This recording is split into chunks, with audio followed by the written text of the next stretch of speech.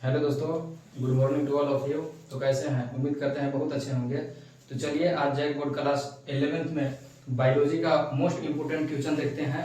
अगर यदि आप भी 11th क्लास में 95% स्कोर करना चाहते हैं तो इसी चैनल पर लगातार बने रहिए। इस चैनल पे जो है 11th साइंस यानी कि साइंस स्ट्रीम का हर एक सब्जेक्ट का वीवीआई क्वेश्चन जो है डाला जाएगा पार्ट बाय पार्ट कर करके। तो चलिए पहला क्वेश्चन देखते हैं बायोलॉजी का। जो इस टोटल क्वेश्चन की संख्या है 18, जिसमें पहला क्वेश्चन कहता है द्विपद नाम पद्धति किसने दिया था। इसका राइट आंसर हो जाएगा कैरोलस लिनियस, यानी कि द्विपद नाम पद्धति को कैरोलस लिनियस ने दिया था। और क्वेश्चन नंबर दूसरा कहता है फादर ऑफ टेक्सोनोमी कहा जाता है। फादर ऑफ टेक्सोनोमी किसे कहा जाता है? ये होता है लिनियस, यानी कि लिनियस को फादर ऑफ टेक्सोनोमी कहा जाता है। क्वेश्चन नंबर तीसरा कहता है वर्गीकरण की मूल इकाई क्या है। इसका आंसर हो जाएगा जाति, यानी कि वर्गीकरण की मूल इकाई जो है वो जाति है, यानी कि जाति वर्गीकरण की मूल इकाई है, या वर्गीकरण की मूल इकाई क्या है? इसका आंसर भी हो जाएगा जाति।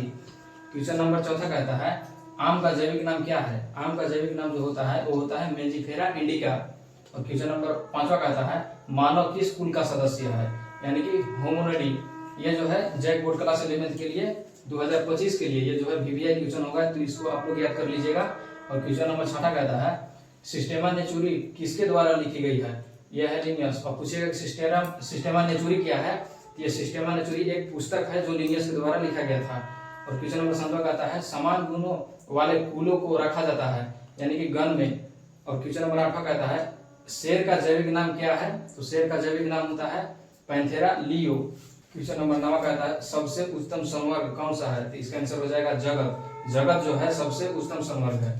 क्वेश्चन नंबर 10 कहता है गेहूं का जैविक नाम क्या है। गेहूं का जैविक नाम जो होता है वो होता है ट्रिटिकम एस्टिवम। ट्रिटिकम एस्टिवम गेहूं का जैविक नाम है। और क्वेश्चन नंबर 11 कहता है एक कोशिकीय प्रोकैरियोटी को रखा गया है, यानी कि मोनेरा जगत के अंतर्गत रखा गया है। एक कोशिकीय प्रोकैरियोटी को रखा गया है, यानी कि मोनेरा जगत। और एक कोशिकीय यूकैरियोटी को रखा गया है, वो है प्रोटिस्टा जगत।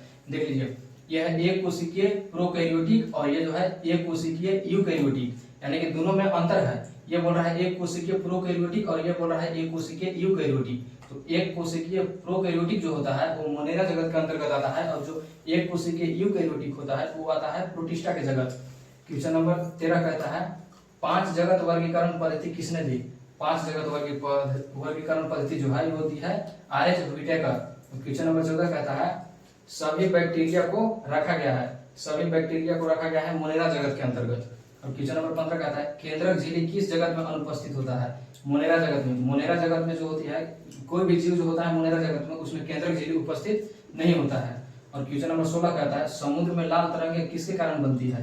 तो समुद्र में जो लाल तरंगे बनता है वो होता है डायनोफ्लेजिलेट के कारण।